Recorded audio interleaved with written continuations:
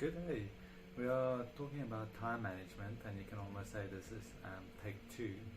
So, with time management, we spoke about the quadrants of Covey, saying that most of our time should be spent in the quadrant 1 and 2, which is urgent and important tasks, or important but not urgent. So, we said it's a good idea if we're going to be proactive, as Covey suggested, we need to spend most of our times in quadrant 1 and 2 and try to avoid quadrant 4.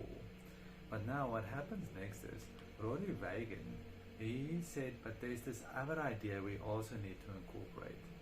He said, but when we procrastinate, many times we procrastinate needlessly, saying it's almost ignorance, it's almost arrogance, it's almost like we just don't feel like it. But what he's trying to explain is it's okay to procrastinate, but you have to have a plan. So I would like to go through his funnel with you so that you can get the idea he's getting at. So if there's a task that comes to you, we need to try and eliminate it as quickly as possible. So if we cannot eliminate it, we need to try and automate it.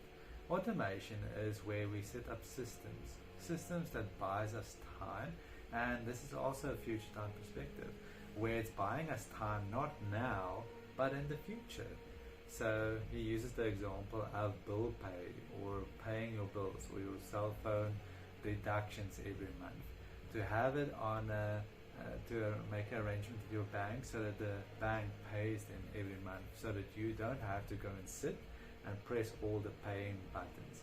Now, this is not something that everyone wants to do, giving the power away to pay someone, but rather they want to do it themselves. Because what if there isn't money in my bank account? So automation just means setting up systems to take something off of your plate. So of course, when you set up something like bill pay, this will not yield much benefit now, but in the future you will save time. And something that I like a lot is the cleaner we can have our brain, the less clutter is in our brain, the better our performance is.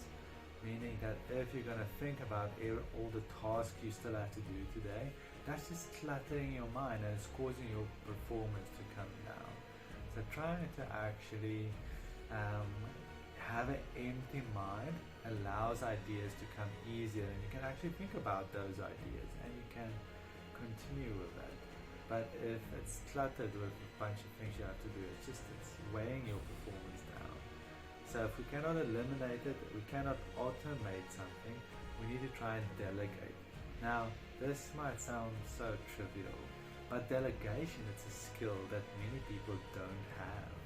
They believe that they can do it better themselves, and that's why they're going to do it. But if you follow that idea of thinking, you will probably end up being self-employed, and that's where you will stop. You will be self-employed for the rest of your life, and yes, you will have a lot of power to make the income that you want to, and you don't have to pay someone, and that's nice.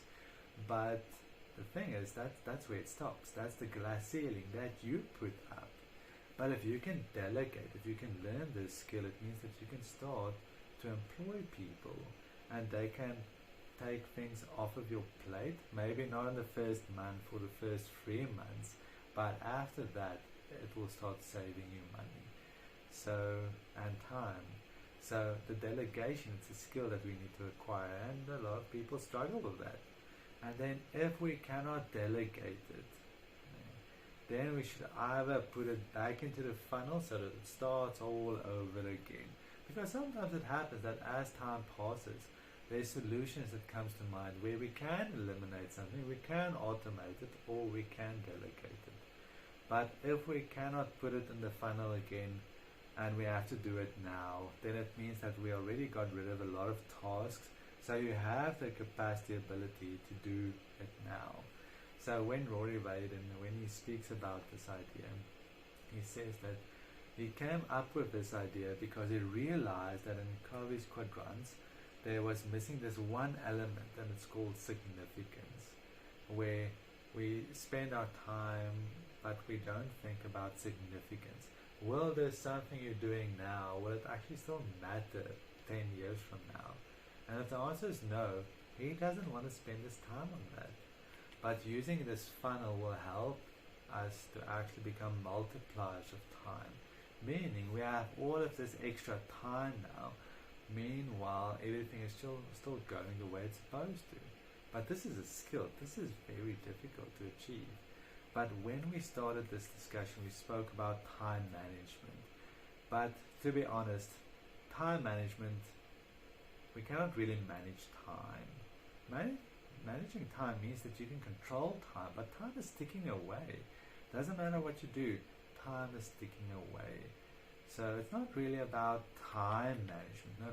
The chapter should actually be called ourselves management. So managing time, it starts with trying to manage you, where you spend your time. And if you say, but I don't have time, what you might actually be saying is you're not spending your time the way you would like to have spent your time. And if that's the case, you need to change something. You need to try and spend the time you have, because it's a limited resource, it will run out. You need to spend it in a way that you think is beneficial in your life. So time management, it's rather ourselves management.